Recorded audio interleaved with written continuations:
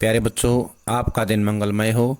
अगर आप नए हैं तो इस चैनल को सब्सक्राइब कर लें। चैनल का नाम है वीवी बीबीसी चैनल। आज हम शुरू करेंगे ए कोड। प्रश्न नंबर 1 है अपठित गद्यांश। पश्चिमी सभ्यता मुख मोड़ रही है। वह एक नया आदर्श देख रही है। अब उसकी चाल बदलने लगी है। वह कलों की दुनिया से निकलकर या कलों की पूजा को छोड़कर मनुष्यों की पूजा को अपना आदर्श बना रही है।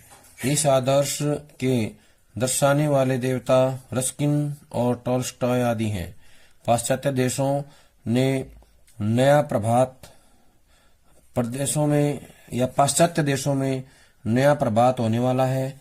वहां के गंभीर विचार वाले लोग इस प्रभात का स्वागत करने के लिए उठ खड़े हुए हैं। प्रभात होने के पूर्व ही उसका अनुभव कर लेने वाले पक्षियों की तरह इन महात्माओं को इस नए प्रभात का पूर्व ज्ञान हुआ है। और हो क्यों न इंजनों के पहिए के नीचे दबकर वहां वालों के भाई बहन नहीं उनकी सारी जाति पिस गई। उनके जीवन के धुरे टूट गए। उनका समस्त धन घरों में से निकलकर एक ही दो स्थान में एकत्र हो गया। साधारण लोग मर रहे हैं। मजदूरों के हाथ पांव फट रहे हैं। लहू बह रहा है। सर्दी से ठिठुर रहे हैं।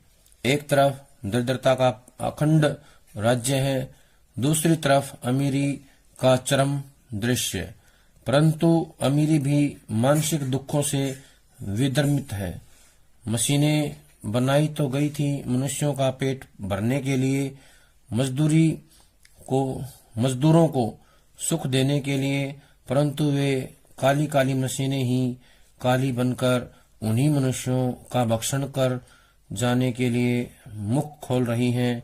प्रभात होने पर ये काली काली बलाएं दूर होंगी। मनुष्य के सौभाग्य का सूर्योदय होगा। शोक का विषय यह है कि हमारे और अन्य पूर्वी देशों में लोगों की मजदूरी से तो लेश मात्र भी प्रेम नहीं, पर वे तैयारी कर रहे हैं पूर्वोक्त काली मशीनों का आलिंगन करने की। पश्चिम वालों के तो ये गले पड़ी हुई बहती नदी की काली कमली हो रही हैं। वे छोड़ना चाहते हैं, परंतु काली कमली उन्हें नहीं छोड़ती। देखेंगे पूर्व वाले इस कमली को छाती से लगाकर कितना आनंद अनुभव करते हैं। यदि हम में से हर आदमी अपनी 10 उंगलियों की सहायता से साहसपूर्वक अच्छी तरह काम करे तो हम मशीनों की कृपा से बढ़े हुए परिश्रम वालों को वाणिज्य के जातीय संग्राम में सहज ही पछाड़ सकते हैं। सूर्य तो सदा पूर्व ही से पश्चिम की ओर जाता है, पर आओ पश्चिम से आने वाली सभ्यता के नए प्रभात को हम पूर्व से भेजें। इंजनों की वह मजदूरी किस काम की जो बच्चों, स्त्रियों और कारीगरों को ही भूखा नंगा रखती है और केवल सोने, चांदी, लोहे आदि धातुओं का ही पालन करती है। पश्चिम को विदित हो चुका है कि इनसे मनुष्य का दुख दिन पर दिन बढ़ता है, यानी कि कष्ट बढ़ते जाते हैं। ये था हमारा गद्यांश। इसके आधार पर प्रश्न है। पहला प्रश्न, संदर्भ के अनुसार गद्यांश में विमर्दित शब्द का सटीक अर्थ क्या हो सकता है? ऑप्शन 1 है ठगी हुई, दूसरा ऑप्शन है ग्लानिपूर्ण, तीसरा ऑप्शन है ईर्ष्यापूर्ण, चौथा ऑप्शन है पीड़ापूर्ण। तो इसका सही उत्तर आएगा पीड़ापूर्ण। ऑप्शन नंबर 4 यानी कि घ जो है इसका उत्तर है पीड़ापूर्ण। गद्यांश में मशीनों को काली मशीनें कहना किस बात की ओर संकेत करता है? पहला ऑप्शन है काला रंग शोक का प्रतीक है। दूसरा ऑप्शन है मशीनों द्वारा जनसाधारण में बेरोजगारी बढ़ने के कारण। तीसरा ऑप्शन है माँ दुर्गा के अवतार काली के जैसे भक्षण करने के कारण। चौथा ऑप्शन है मशीनों से अमीरों द्वारा काले धन अर्जन करने के कारण। तो इसका उत्तर आएगा 2, मशीनों द्वारा जनसाधारण में बेरोजगारी बढ़ाने के कारण, ये इसका उत्तर है। इंजनों के पहिए के नीचे दबकर वहां वालों के डैश इस प्रक्रिया के क्या परिणाम हुए? आर्थिक संपदा का अनुचित वितरण हुआ। दूसरा ऑप्शन है भाई बहनों व अन्य रिश्तेदारों में दुराव। तीसरा ऑप्शन है समस्त जाति द्वारा कठिन परिश्रम। चौथा ऑप्शन है मशीनों द्वारा मनुष्यों का संरक्षण। तो इसका उत्तर आएगा पहला ऑप्शन है आर्थिक संपदा का अनुचित वितरण, ये इसका उत्तर है। गद्यांश के अनुसार साधारण लोग क्यों मर रहे हैं? कम मजदूरी मिलने के कारण हुई बीमारियों से, हाथ पांव फटने, खून रिसने और सर्दी के कारण। तीसरा ऑप्शन है मानव श्रम से ज्यादा मशीनों को महत्व मिलने के कारण। चौथा ऑप्शन है कार्य क्षेत्र के विषैले पर्यावरण व खाने की कमी से। तो इसका सही उत्तर आएगा तीसरा ऑप्शन गए, मानव श्रम से ज्यादा मशीनों को महत्व मिलने के कारण। निम्नलिखित कथनों पर विचार कीजिए। कथन 1 है मानवीय दक्षता को महत्व देना चाहिए। कथन 2 है मनुष्य तथा मानवीयता से प्रेम करना चाहिए। तीसरा ऑप्शन है अपनी चाल को बदल लेना चाहिए। चौथा ऑप्शन है मानव जीवन को आदर्श मानना चाहिए। तो गद्यांश के अनुसार कौन सा कथन सही है या कौन से कथन सही हैं? केवल कथन 1 सही है। दूसरा ऑप्शन है केवल कथन 2 सही है। तीसरा ऑप्शन है केवल कथन 1 व 3 सही है। चौथा ऑप्शन है केवल कथन 1 व 4 सही है। तो इसका उत्तर आएगा पहला केवल कथन 1 सही है, ये इसका उत्तर है। अगले हैं काव्यांश के ऊपर आधारित प्रश्नों के उत्तर। थकी हारी लौटी है वो ऑफिस से अभी, टिफिन बॉक्स को रसोई में रखती है, मुंह पर पानी के छींटे मारती है, बाहर निकल आई लट को वापस खोसती है बालों में, आंखों को होले से दबाती है हथेलियों से, उठती है और रसोई घर की ओर जाने को होती है। मैं कहता हूँ बैठो तुम, आज मैं चाय बनाता हूँ। मेरी आवाज की नोक मुझी को चुभती है। गैस जलाकर चाय का पानी चढ़ाता हूँ, दूसरे ही पल आवाज लगाता हूँ, सुनो शक्कर किस डिब्बे में रखी है और चाय की पत्ती कहाँ है।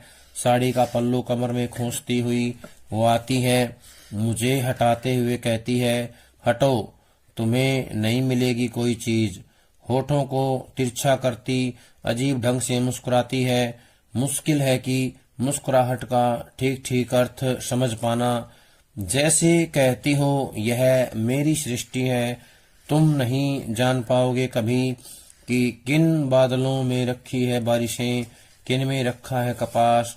कोई डब्बा खोलते हुए कहती हैं यह तो मैं हूँ कि अबे रखा है सब कुछ, वरना तुम तो ढूंढ नहीं पाते अपने आप को। आओ जाओ बाहर जाकर टीवी देखो, एक काम पूरा नहीं करोगे और फैला दोगे मेरी पूरी रसोई।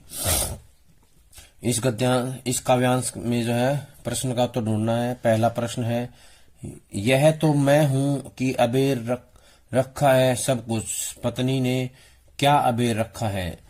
पहला ऑप्शन है रसोई घर की जिम्मेदारी। दूसरा है बच्चों और पति की जिम्मेदारी। तीसरा है पूरी गृहस्थी की जिम्मेदारी। चौथा है घर और बाहर की जिम्मेदारी। तो इसका उत्तर आएगा तीसरा, पूरी गृहस्थी की जिम्मेदारी, ये इसका सही उत्तर है। प्रस्तुत कविता का वर्णन विषय है पहला ऑप्शन है कामकाजी महिलाओं की स्थिति का वर्णन। दूसरा है चांद तक पहुंचने वाली महिला की वास्तविक स्थिति का वर्णन। तीसरा है भारतीय समाज में महिलाओं की स्थिति का वर्णन। चौथा है भारतीय समाज की पुरुषवादी सोच का वर्णन। तो इसका उत्तर आएगा पहला, कामकाजी महिलाओं की स्थिति का वर्णन, ये इसका उत्तर है। मेरी आवाज की नोक मुझी को चुभती है, काश्य है। पति को अपनी आवाज नोक जैसी लगती है। दूसरा है, पति को अपनी तीखी आवाज अच्छी नहीं लगती। तीसरा ऑप्शन है, पति को अपनी ही भारी भरकम आवाज चुभती है। चौथा ऑप्शन है, पति को अपनी ही आवाज व्यंग्यपूर्ण लगती है। तो इसका सही उत्तर आएगा ऑप्शन नंबर 4, ग जो है इसका सही उत्तर है। पति को अपनी ही आवाज व्यंग्यपूर्ण लगती है। किन बादलों में रखी है बारिशें, किन में रखा है कपास का क्या अभिप्राय है। कौन से बादल बरसेंगे और कौन से नहीं। दूसरा ऑप्शन है, कौन से बादल बरसेंगे और कौन से रुई की तरह उड़ जाएंगे। तीसरा ऑप्शन है, घर का कौन सा सामान कहाँ रखा है। चौथा ऑप्शन है, रसोई में चीनी कहाँ रखी है और चाय पत्ती कहाँ रखी है। तो इसका सही उत्तर आएगा ऑप्शन नंबर 3, घर का कौन सा सामान कहाँ रखा है, ये इसका उत्तर है। महिला द्वारा पल्लू कमर में खोसना का क्या अर्थ है।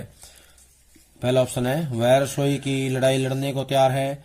दूसरा, वह रसोई में चाय बनाने को तैयार है। तीसरा, वह पत्ती को चीनी चाय पत्ती बताने को तैयार है। वह बिखरी रसोई समेटने को तैयार है।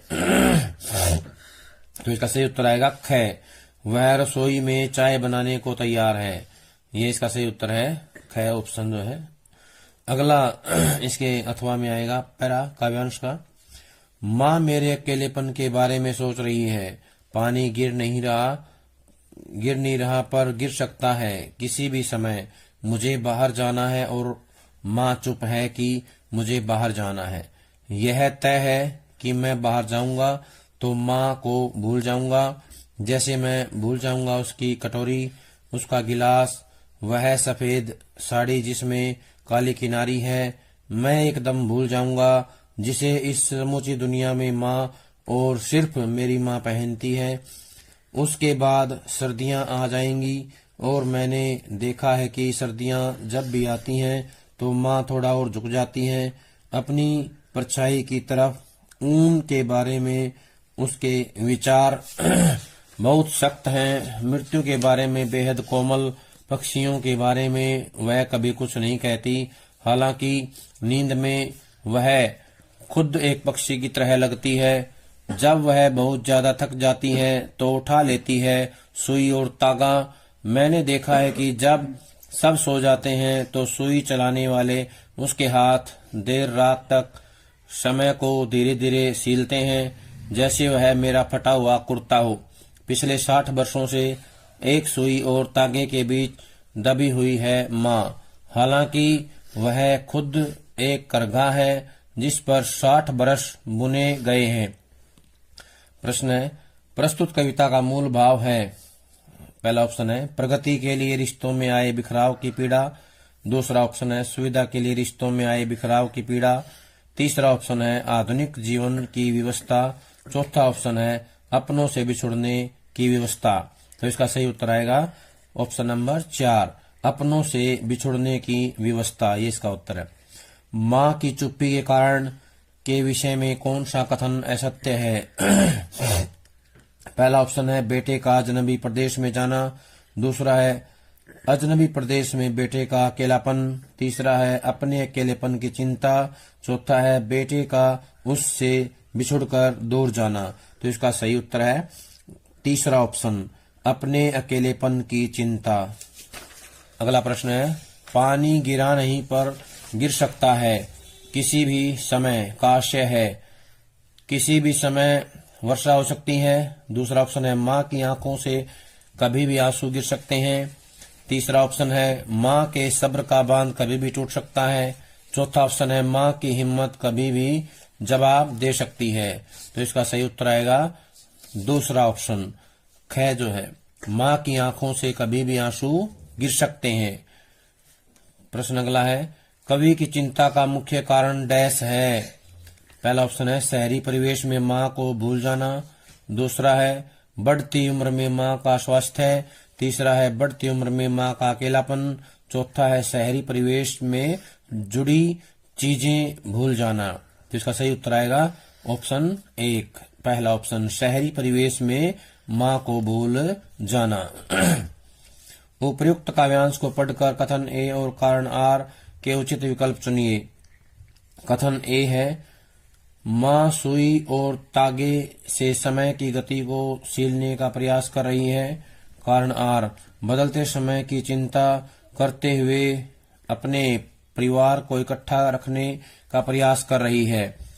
ऑप्शन एक है, कथन ए सही है किंतु कारण आर गलत है। दूसरा ऑप्शन है, कथन ए और कारण आर दोनों गलत हैं। तीसरा ऑप्शन है, कथन ए सही है और कारण आर उसकी सही व्याख्या है। अगला ऑप्शन है 4, कथन ए सही है किंतु कारण आर उसकी गलत व्याख्या है। तो इसका सही उत्तर आएगा तीसरा ऑप्शन, कथन ए सही है और कारण आर उसकी सही व्याख्या है। आगे कविताओं पर आधारित प्रश्न। आत्म परिचय कविता में कवि क्या नहीं लिए फिरता? निज उर के उद्गार, निज उर के उपहार, सपनों का संसार। तो अगला ऑप्शन है चमन की बहार। तो इसका उत्तर सही आएगा चमन की बहार। ऑप्शन नंबर 4 जो है इसका उत्तर है। बात सीधी थी पर नामक कविता में कवि ने भाषा के संदर्भ में कौन सा कथन सत्य है? भाषा की जटिलता, दूसरा ऑप्शन है भाषा की सहजता, तीसरा है भावों की गरिमा, चौथा है भावों की सरलता। तो इसका सही उत्तर आएगा ऑप्शन नंबर 2, भाषा की सहजता। बगलों के पंख काले बादलों के ऊपर तैरते किसके समान प्रतीत होते हैं? प्रातःकाल की संदूरी काया, सायंकाल की पीली काया, रात्रि की काली काया, चौथा ऑप्शन है सांझ की सफेद काया। तो इसका सही उत्तर आएगा ऑप्शन नंबर 4, सांझ की सफेद काया। मानव जीवन में डैश छाया का आवागमन चलता रहता है। पहला ऑप्शन है सुख दुख की, दूसरा है शांति अशांति की, तीसरा है स्थिर अस्थिर की, चौथा है गतिहीन गतिशील की। तो इसका सही उत्तर आएगा ऑप्शन नंबर 1, सुख दुख की जो है छाया का आवागमन रहता है। अगला प्रश्न है लक्ष्मण मूर्छा और राम का विलाप। लक्ष्मण मूर्छा और राम का विलाप नामक कविता के आधार पर कॉलम ए और ब को मिलाइए या उचित मिलान कीजिए। इसमें दिया विपिन, वायु, आतप, जंगल, बाता, गर्मी। तो इसमें जो ऑप्शन दिए हुए हैं, पहला ऑप्शन है पहले का पहला, दूसरे का दूसरा, तीसरे का तीसरा। दूसरा ऑप्शन है पहले का दूसरा, दूसरे का तीसरा, तीसरे का पहला। तीसरा ऑप्शन है पहले का दूसरा, दूसरे का पहला, तीसरे का तीसरा। चौथा ऑप्शन है पहले का तीसरा, दूसरे का दूसरा, तीसरे का पहला। तो इसका सही उत्तर आएगा ख जो है इसका सही उत्तर है। इसमें दिया गया है पहले का दूसरा, दूसरे का तीसरा, तीसरे का पहला। ये इसका सही उत्तर है। अगला प्रश्न है गद्य पर आधारित प्रश्न। भगतिन के पति की मृत्यु के बाद ससुराल वालों ने उसके पुनर्विवाह कराने का डैश कारण था, यानी कि जो दोबारा शादी करवा रहे थे उसका क्या कारण था? पहला ऑप्शन है भगतिन के सुखी वैवाहिक जीवन व्यतीत करवाने का, दूसरा ऑप्शन है भगतिन की घर संपत्ति को थियाने का, तीसरा है भगतिन से छुटकारा पाने का, चौथा है भगतिन को पुनः समाज में सम्मान दिलाने का। तो इसका सही उत्तर आएगा ख, भगतिन की घर संपत्ति को थियाने का जो है उनका विचार था, इसलिए वो करवाते हैं। बाजार को सार्थकता प्रदान करने वाले व्यक्ति के संबंध में निम्न में से कौन सा कथन सही है? पहला है घर की आवश्यकता अनुसार वस्तुएं खरीदने वाला, दूसरा है फिजूल की वस्तुओं की खरीदारी करने वाला, तीसरा है धन अधिक होने के कारण समाज में प्रभाव का दिखावा करने वाला, चौथा है सामान की खरीद करने वाले या खरीद करने की विशेषता न होने वाला। तो इसका सही उत्तर आएगा क, पहला ऑप्शन जो है घर की आवश्यकता अनुसार वस्तुएं खरीदने वाला जो है ये सत्य है। लुट्टन के दोनों पुत्रों की मृत्यु का कारण था। पहला ऑप्शन पड़ोसी से लड़ाई में, करंट लगने से दुर्घटना, सड़क दुर्घटना में, चौथा है मलेरिया हैजे की बीमारी से। तो इसका सही उत्तर आएगा मलेरिया हैजे की बीमारी से जो है उनका निधन हो गया, दोनों पुत्रों की मृत्यु हो गई मलेरिया हैजे की बीमारी से। इंद्रसेना पर पानी फेंकने को लेखक क्या मानता था? अंधविश्वास, दूसरा ऑप्शन पाखंड, तीसरा है कै और ख दोनों, चौथा है इनमें से कोई नहीं। तो इसका सही उत्तर आएगा ग, कै और ख दोनों। अंधविश्वास और पाखंड जो है वो मानता था। ये दोनों इसके उत्तर आएंगे, कै और ख दोनों। अगला प्रश्न है शिरीष के फूल नामक पाठ के आधार पर कॉलम ए और ब को मिलाइए। कॉलम ए में दे रखा है जो फरा सो जरा, जो बरा सो बुताना, ये वज्जिका देवी ने कहा है। एक कवि ब्रह्मा थे, दूसरे कवि वाल्मीकि, तीसरे वेद व्यास, ये कबीरदास ने कहा है। 10 दिन फूला फूली के कंकड़ भया पलाश, ये तुलसीदास ने कहा है। ऑप्शन में दिया गया है। पहला ऑप्शन है पहले का 1, दूसरे का 3, तीसरे का 2, दूसरा है पहले का दूसरा, दूसरे का पहला, तीसरे का तीसरा। तीसरा ऑप्शन है पहले का तीसरा, दूसरे का पहला और तीसरे का दूसरा। चौथा ऑप्शन है पहले का तीसरा, दूसरे का दूसरा और तीसरे का पहला। तो इसका सही उत्तर आएगा तीसरा ऑप्शन ग, पहले का तीसरा, दूसरे का पहला और तीसरे का दूसरा, ये इसका सही उत्तर है। वितान के आधार पर प्रश्नों के उत्तर दीजिए। किसंदा की सेवानिवृत्ति के बाद यशोधर बाबू ने उन्हें अपने घर न रख पाने का क्या कारण बताया या क्या कारण था। पहला ऑप्शन है किसंदा के उनके प्रस्ताव को अस्वीकार करने के कारण। दूसरा है अपने घर वालों के उन्हें पसंद न करने के कारण। तीसरा है अपने परिवार को नाराज न करने के कारण। चौथा है अपने घर में अतिरिक्त कमरा न होने के कारण। तो इसका सही उत्तर आएगा ऑप्शन नंबर 2, अपने घर वालों के उन्हें पसंद न करने के कारण। अगला प्रश्न है लेखक का पाठशाला में विश्वास बढ़ने के कारण थे। पहला है शिक्षकों का अपनत्व, दूसरा वसंत पाटिल की मित्रता, तीसरा संघर्षमयी प्रवृत्ति, चौथा ऑप्शन है उपरोक्त सभी। तो इसका आएगा उपरोक्त सभी, ऑप्शन नंबर 4 इसका उत्तर है। गांव भर में लेखक का कोल्लू सबसे पहले डैश शुरू होता था। पहला ऑप्शन है भाव अधिक लेने के लिए, दूसरा है मजदूर आसानी से मिलने के कारण, तीसरा है ईंख तैयार होने से, चौथा ऑप्शन है ईंख की मात्रा अधिक होने के कारण। तो इसका सही उत्तर आएगा ऑप्शन नंबर 1, भाव अधिक लेने के लिए। अगला है मोहनजोदड़ो के मकानों के संबंध में कौन सा कथन सत्य नहीं है। मुख्य सड़क के दोनों ओर बने घरों की पीठ ही दिखाई देती है। दूसरा ऑप्शन है हर घर में एक स्नान घर है। तीसरा ऑप्शन है प्रत्येक घर की अपनी अलग वास्तुशैली है। चौथा ऑप्शन है प्रत्येक घर की सामने की दीवार में केवल प्रवेश द्वार बना है। तो इसका सही उत्तर आएगा ग, ऑप्शन नंबर 3, प्रत्येक घर की अपनी अलग वास्तुशैली है। ये जो है असत्य कथन है। अगला प्रश्न है जूझ नामक पाठ के कथन ए और आर को पढ़कर उचित विकल्प चुनिए। कथन ए यशोधर बाबू के माता उन्हें पसंद नहीं करते थे। कारण आर उनके कारण उन्हें दफ्तर में देर तक बैठना पड़ता था। ऑप्शन दिए हुए हैं कथन ए सही है किंतु कारण आर गलत है। दूसरा ऑप्शन है कथन ए और कारण आर दोनों गलत हैं। तीसरा है कथन ए गलत है किंतु कारण आर उसकी व्याख्या सही है। ऑप्शन नंबर 4 है कथन ए सही है और कारण आर उसकी सही व्याख्या है। तो इसका उत्तर आएगा ऑप्शन नंबर 4, कथन ए सही है और कारण आर उसकी सही व्याख्या है। अभिव्यक्ति और माध्यम के आधार पर प्रश्नों के उत्तर दीजिए। संबंधित घटना दृश्य बाइट व ग्राफिक्स द्वारा खबर को संपूर्णता से पेश करना कहलाता है। Anchor visual, anchor byte, anchor package, dry anchor. तो इसका उत्तर आएगा सही ऑप्शन नंबर 3, एंकर पैकेज जो है इसका सही उत्तर है। पत्रकारिता की आरंभिक अवस्था डैश मानी जाती है। पत्रकारिता, दूसरा ऑप्शन विशेषीकृत रिपोर्टिंग, ग है क और ख दोनों, चौथा है बीट रिपोर्टिंग। तो इसका सही उत्तर आएगा बीट रिपोर्टिंग, ऑप्शन नंबर 4 जो इसका सही उत्तर है बीट रिपोर्टिंग। फीचर के संबंध में निम्न में से कौन सा कथन सत्य है। पहला है फीचर लेखनी कोई निश्चित शैली नहीं होती। दूसरा है फीचर में लेखक अपनी राय दे सकता है। तीसरा है फीचर की भाषा मन को छूने वाली होती है। चौथा ऑप्शन है फीचर में शब्दों की एक निश्चित सीमा होती है। तो सही उत्तर आएगा ऑप्शन नंबर 4, फीचर में शब्दों की एक निश्चित सीमा होती है। अगला प्रश्न है कॉलम ए और बी को मिलाइए। बीट रिपोर्टिंग, उसके सामने दिया हुआ है निवेशक। फीचर संवाददाता, कारोबार घुटने टेकना, खेल कथात्मक। ये है ऑप्शन 1 में है पहले का तीसरा, दूसरे का चौथा, तीसरे का पहला, चौथे का दूसरा।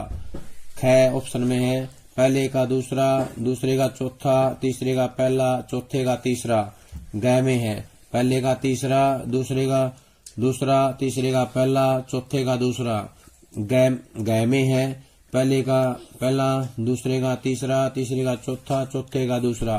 तो इसका सही उत्तर आएगा ऑप्शन नंबर 2।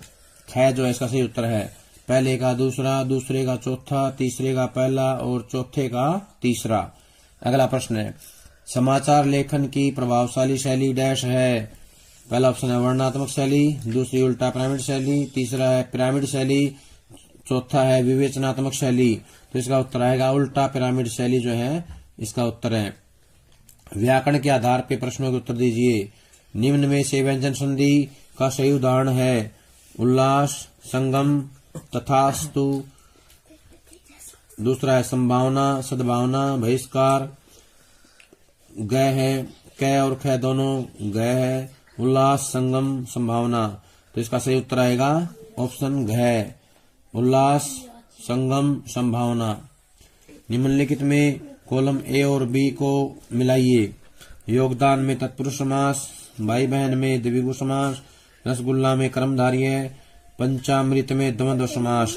तो इनका जो है सही मिलान करना है। पहले ऑप्शन में ऑप्शन क में दिया हुआ है पहले का दूसरा, दूसरे का चौथा, तीसरे का दूसरा, चौथे का पहला। ख में है पहले का तीसरा, दूसरे का चौथा, तीसरे का पहला, चौथे का दूसरा। तीसरे ऑप्शन में पहले का पहला, दूसरे का दूसरा, तीसरे चौथा, चौथे का तीसरा। चौथे में पहले का चौथा, दूसरे का पहला, तीसरे का तीसरा और चौथे का दूसरा। तो इसका सही उत्तर आएगा ऑप्शन ख। ख जो इसका सही उत्तर है पहले का तीसरा, दूसरे का चौथा, तीसरे का पहला, चौथे का दूसरा। अगला प्रश्न है देशांतर शब्द में डैश समास है। पहला है अविभाव, दूसरा है द्वंद्व, तीसरा है कर्मधारय, चौथा है तत्पुरुष। तो इसका सही उत्तर आएगा तत्पुरुष समास। उस पर घड़ों पानी गिर गया। इस वाक्य में कौन सा दोष है? शब्द क्रम संबंधी दोष। ख है मुहावरा संबंधी दोष। तीसरा है ग पुनोक्ति संबंधी दोष। ग है प्रसर्ग संबंधी दोष। तो सही उत्तर आएगा ख। ऑप्शन ख इसका उत्तर है मुहावरे संबंधी दोष। निम्नलिखित में से शुद्ध वाक्य छाटिए। क में है वह 10 आम लेकर आया। ख में वह 10 आमों को लेकर आया। ऑप्शन ग वह 10 आम लेकर आया। ऑप्शन घ वह 10 आम लेकर आया। तो इसका सही उत्तर आएगा ऑप्शन क वह 10 आम लेकर आया। ये सही उत्तर इसका। नैतिक शिक्षा के आधार पर प्रश्नों के उत्तर दीजिए। उपकार के बदले प्रत्युपकार करना डैश धर्म है। क जैन धर्म। ख शैव धर्म। ग में है सनातन धर्म। ग वैष्णव धर्म। तो इसका सही उत्तर आएगा ऑप्शन ग सनातन धर्म जो इसका सही उत्तर है। हेमू के संदर्भ में निम्न में से कथन सत्य नहीं है। बंगाल में हेमू ने मोहम्मद शाह की सेना का सफाया किया। ख हेमू का जन्म हरियाणा राज्य के खरक गांव में हुआ। ग ऑप्शन है हेमू राय पूर्णदास के पुत्र थे। ग ऑप्शन है हेमू ने अपने जीवन काल में छोटे बड़े 22 युद्ध जीते। तो इसका सही उत्तर आएगा ऑप्शन ख। हेमू का जन्म हरियाणा राज्य के खरक गांव में हुआ। ये ऑप्शन जो है इसका सत्य नहीं है। अगला प्रश्न है जज द्वारा मृत्युदंड सुनाए जाने पर करतार सिंह सराबा ने क्या कहा? आपका धन्यवाद। ख ऑप्शन है मुझे माफ करें। ग ऑप्शन है मेरे केस की सुनवाई दोबारा करें। ग ऑप्शन है चुपचाप बैठ गए। तो इसका सही उत्तर आएगा ऑप्शन क आपका धन्यवाद। ये इसका सही उत्तर है आपका धन्यवाद। अगला प्रश्न है बोस शोध संस्थान की स्थापना कब हुई? ऑप्शन क 1912 में। ऑप्शन ख 1917 में। ऑप्शन ग 1923 में। ऑप्शन घ 1929 में। तो सही उत्तर आएगा ख ऑप्शन ख जो है आएगा 1917 में। कॉलम ए और बी को मिलाइए। दुर्गा भाभी पर वज्रपात। तृतीय, दुर्गा भाभी पर दूसरा वज्रपात बम परीक्षण में भगवती चरण की मृत्यु के कारण। तीसरा ऑप्शन है दुर्गा भाभी ने भगत सिंह के साथ रेलवे में किस श्रेणी के डिब्बे में यात्रा की? चंद्रशेखर आजाद के शहीदी के कारण। राजगुरु ने नौकर बनकर रेलवे के किस श्रेणी में के डिब्बे में यात्रा की? प्रथम। तो ये अलग अलग कॉलम ए और बी दिए गए हैं। तो ऑप्शन कह दिया हुआ है, पहले का तीसरा, दूसरे का चौथा, तीसरे का पहला, चौथे का दूसरा। ऑप्शन ख, पहले का दूसरा, दूसरे का तीसरा, तीसरे का चौथा, चौथे का पहला। ग ऑप्शन है, पहले का चौथा, दूसरे का पहला, तीसरे का तीसरा, चौथे का दूसरा। ग ऑप्शन है, पहले का पहला, दूसरे का दूसरा, तीसरे का चौथा और चौथे का तीसरा। इसका सही उत्तर आएगा ऑप्शन ख, पहले का दूसरा, दूसरे का तीसरा, तीसरे का चौथा और चौथे का पहला। ख जो है इसका सही उत्तर है। प्यारे बच्चों, ये था हमारा कोड ए। जब तक बी कोड आता है उससे पहले इस ए कोड को सभी याद कर लें। सभी का बहुत बहुत धन्यवाद।